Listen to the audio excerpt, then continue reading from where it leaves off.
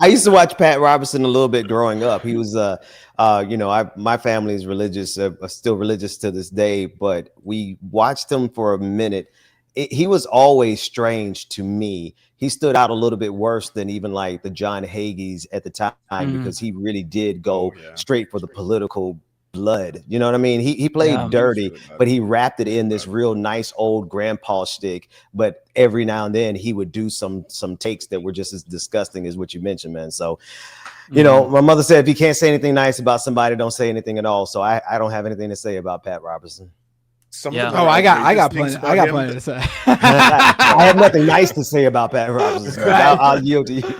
To me, like the demon stuff is pretty like normal for some of these like evangelical preachers and stuff. To me, the more the Pat Robertson, and I'm like I mentioned to you guys before we started, I'm going to struggle here to not accidentally say Robert Pattinson at some point, but Pat Robertson was like, he would come up with the most wild segments to just start talking about. Like, to me, the one that sticks out, it was like in 2013, he claimed that gay people wore a secret AIDS ring that they would use to cut people and give them AIDS. You know what they do in San Francisco, some of the gay community, they want to get people, so if they've got the stuff, they'll have a ring, you shake hands, and the ring's got a little thing where you cut your finger. Really? Yeah, really. No. You know what's crazy? Wow. The Bahamas is a constitutionally Christian nation, and I'm really realizing how deeply, I know that's problematic. We have a Christian council trust. I know. But I'm listening to that. When you said that just now, I was like, I heard that. I'm like, I heard of that, and I'm like, I wonder if this has something in common with growing up in a Christian nation, because the story was instead, there was this movie theater on Prince Charles Drive, and there was a rumor that there was needles like in the chair when you sit down, and that you would just get AIDS. I remember that, and when you said that just now, I was like, there's a Christian upbringing in the background of my stories. I see this. Okay, proceed, Bender.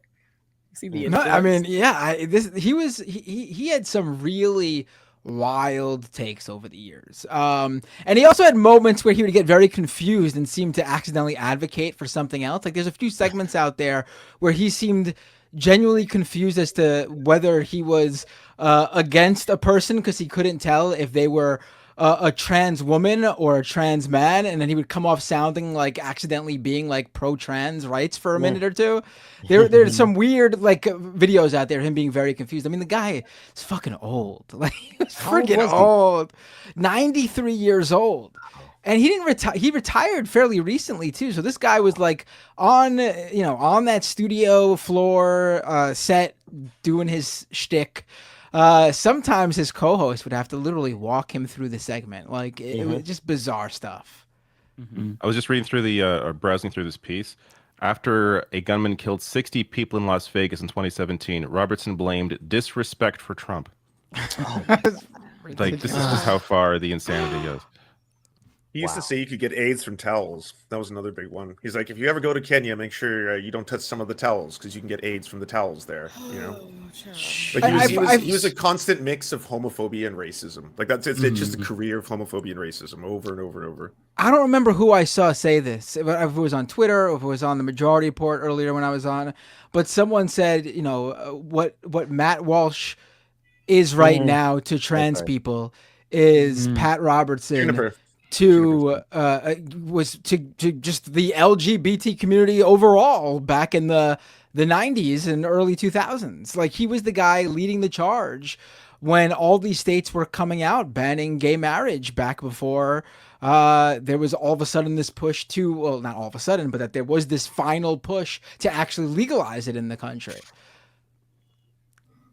Yeah, he had a lot of influence. Like, Zoomers are lucky to not really be familiar with him, but everyone else, those of us millennials, he was a huge influence. And yeah, to say that he is, I'm glad that he's gone would be an understatement. I want to find where he is buried and pee on his grave, take a dump on it.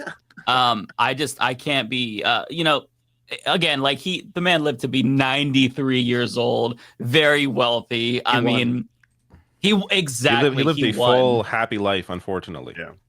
Yeah. but clearly didn't do enough. But clearly didn't do enough evil to extend his life as long as Henry Kissinger has been able to. Right? Yeah. Like I feel like it seems like the worse you are, the longer you live. Yeah. And so I think we can all go by that rank now. And yeah, Pat Robertson, 93 years old, must have been a really bad guy, but not Henry Kissinger level bad. Right. Henry Kissinger. Yeah. I saw a meme about the Grim Reaper. He was like on one of those, the stuffed animal machines, like the little claw machines. And he's like, is Henry Kissinger even in this thing? He's like, oh, okay, I'll take Pat Robertson. It's really wild. It's really wild. Yeah.